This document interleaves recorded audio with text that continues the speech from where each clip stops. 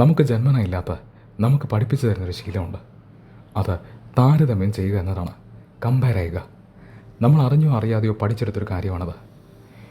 പക്ഷെ കുഴപ്പമെന്തെന്നാൽ ഇത് വളരെ വലിയൊരു ശീലമായി മാറുന്നുവെന്നാണ്. നമ്മൾ പിന്നീട് എപ്പോഴും എല്ലാവരുമായി താരതമ്യം ചെയ്തുകൊണ്ടേയിരിക്കുന്നു. പക്ഷെ ഓർക്കുക, ഇതുകൊണ്ട് എന്ത് പ്രയോജനമാണുള്ളത്? ഒരു പ്രയോജനവുമില്ല. എന്ന് മാത്രമല്ല, ഇതുകൊണ്ടുണ്ടാകുന്നത് രണ്ട് കാര്യങ്ങളാണ്. ഒന്നെങ്കിൽ ആരെങ്കിലുമായി താരതമ്യം ചെയ്യുമ്പോൾ നമുക്ക് അയാളോട് അസൂയ തോന്നും. അല്ലെങ്കിൽ ആരെങ്കിലുമായി താരതമ്യം ചെയ്യുമ്പോൾ നമുക്ക് സ്വയം നമ്മൾ മോശമാണെന്നൊരു തോന്നലുണ്ടാവുന്നു. ഇൻഫീരിയോറിറ്റി ഉണ്ടാവുന്നു. അവകർഷതാ ബോധമുണ്ടാവുന്നു. ഇതല്ലാതെ താരതമ്യം ചെയ്യുക എന്നതിലൂടെ എന്ത് പ്രയോജനമാണുള്ളത്? നമ്മൾ പറയാറില്ലേ, ഒരു ശീലം നിർത്താൻ വലിയ ബുദ്ധിമുട്ടാണ്. സിഗരറ്റ് വലിക്കുന്ന ആൾക്കാർക്ക് സിഗരറ്റ് ഇല്ലാതെ ജീവിക്കുക എന്ന് പറഞ്ഞാൽ വലിയ പ്രയാസമാണ്. സുഹൃത്തുക്കളോടൊപ്പം സംസാരിച്ചുകൊണ്ടിരിക്കുമ്പോഴും വിഷമമുള്ളപ്പോഴും എപ്പോഴായിരുന്നാലും അവർക്കൊരു സിഗരറ്റ് വേണം. എന്നാൽ സിഗരറ്റ് വലിക്കാത്ത ഒരാൾക്ക് അതിൻ്റെ ആവശ്യം തോന്നുന്നതേയില്ല. ഇതാണ് ശീലത്തിൻ്റെ ശക്തി. അത് നമ്മളെ ഒരടിമയാക്കി മാറ്റുന്നു. സിഗരറ്റ് വലിക്കുക എന്ന ശീലം നിർത്താൻ വളരെയധികം ബുദ്ധിമുട്ടാണെന്ന് എല്ലാവർക്കും അറിയാം.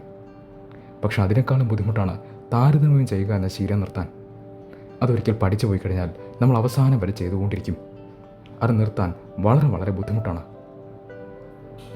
ഓർക്കേണ്ടത്, ഇത് തുടങ്ങിക്കഴിഞ്ഞാൽ ഇതിന് അവസാനമില്ല എന്നാണ്. ഇത് പറയുമ്പോൾ ഒരിക്കൽ കേട്ടൊരു സംഭവമാണ് ഓർമ്മ വരുന്നത്. റോഡിൽ ഒരു ഭിക്ഷക്കാരൻ ഇരിക്കുന്നു. അയാളുടെ മുന്നിൽ കൂടെ ഒരാൾ സൈക്കിൾ ചവിട്ടി പോകുന്നു. അയാളെ കാണുമ്പോൾ ഭിക്ഷക്കാരന് മനസ്സിനുള്ളിൽ തോന്നുന്നു, എനിക്കതുപോലെ സൈക്കിൾ ചവിട്ടാൻ പറ്റിയിരുന്നെങ്കിൽ എന്ന്. സൈക്കിളിൽ പോയിക്കൊണ്ടിരിക്കുന്നതിനാൽ ഇപ്പുറത്തൊരാൾ ബൈക്കിൽ പോകുന്നത് കാണുന്നു. അയാൾക്ക് തോന്നുന്നു, എനിക്കൊരു ബൈക്ക് ഉണ്ടായിരുന്നുവെങ്കിൽ എന്ന്. ബൈക്കിൽ പോകുന്ന ഒരാൾ ഒരു കാറ് പോകുന്നത് കാണുമ്പോൾ എനിക്കൊരു കാറുണ്ടായിരുന്നെങ്കിൽ എന്ന് ചിന്തിക്കുന്നു. മോശമായിരുന്നാലും വേണ്ടില്ല, സ്വന്തമായൊരു കാറുണ്ടായിരുന്നെങ്കിൽ.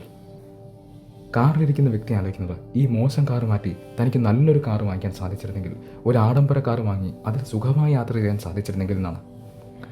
ആഡംബര കാറുള്ള വ്യക്തി ആലോചിക്കുന്നത്, ഈ ട്രാഫിക് ബ്ലോക്കിലൊന്നും പെടാതെ പറന്നു പോകാൻ തനിക്ക് സ്വന്തമായൊരു പ്ലെയിൻ ഉണ്ടായിരുന്നെങ്കിൽ എന്നാണ്.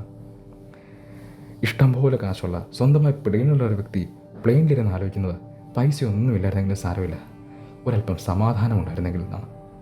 ഇതിങ്ങനെ പൊയ്ക്കൊണ്ടേയിരിക്കുന്നു. താരതമ്യം ചെയ്യാൻ തുടങ്ങിക്കഴിഞ്ഞാൽ അതിന് അവസാനമില്ല. ജീവിതത്തിൻ്റെ ഏത് ഘട്ടത്തിലായിരുന്നാലും ഏതവസ്ഥയിലായിരുന്നാലും തൃപ്തി എന്നൊന്ന് അനുഭവിക്കണമെങ്കിൽ അതിന് നമ്മൾ തന്നെ തീരുമാനിക്കണം.